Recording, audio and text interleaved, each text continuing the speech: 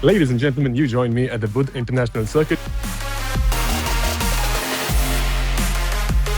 And we are here to drive a very special car from Škoda. And this is probably the first time in my life that I'm reviewing a car for the used car market, because this is the latest version of the Škoda Octavia RS and it is already sold out.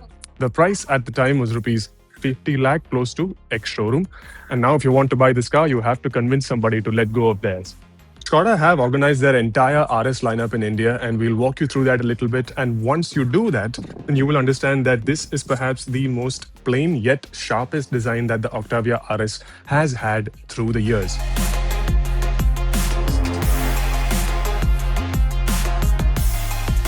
These may look like 20-inch wheels, but they are actually 19-inch units, and they have a nice flair about them. I would have personally preferred not to have so many aero elements, would have added to this style of the car, and these are all plastic. So a better wheel design is something that an enthusiast would have preferred. But then you come around to the rear of the car and it ends in a very angular, stylish, yet very European way.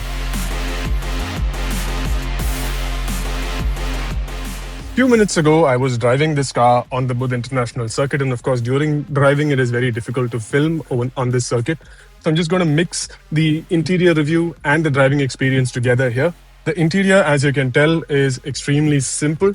It has a good splash of different materials, like this is one level of finishing, that's another, and a third. And it has that contrasting stitching to make you feel a little bit more special. But for me, the highlight of this cabin are the seats, the front seats especially. So as you can see, the headrest is not adjustable, and this is the most comfortable version of bucket seats available. And they are electrically adjustable. Of course, that adds to the weight of the car, but then this is going to be a sporty road car, so we can understand why they've done that. Down here in the console, we have a unit that is straight out of the Golf, which is not a surprise because essentially they are the same car. Under the bonnet there is a 2-liter turbocharged petrol engine that produces 265 horsepower, 370 Newton meters of torque. And on the track, it translates to a very quick and dynamic experience. What I like about this engine is that it is progressive, it is linear, not scary at all. It allows the driver to find their limit gradually and explore the limit of the car without taking any undue risks. And that, I think, is what makes this a very beautiful offering. If you have stayed to watch this video for so long, trying to understand the comfort in the second row or the rear seats, then you are the wrong customer for this car. Let me tell you that up front. But since you're here, I'll just show you what it feels like. This seat is set to my height, which is 6.1 feet.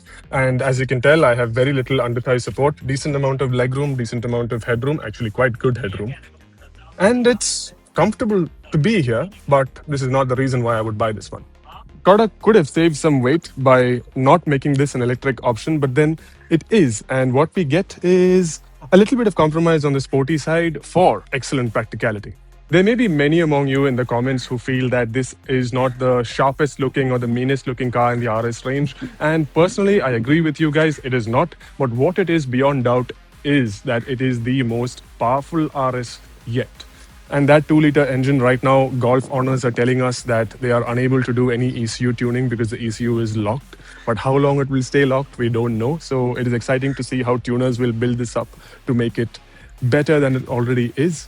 For an MAT rating, we are willing to give this car up to a 9 out of 10. If your question is it worth going and convincing somebody who has already bought this car to sell it to you?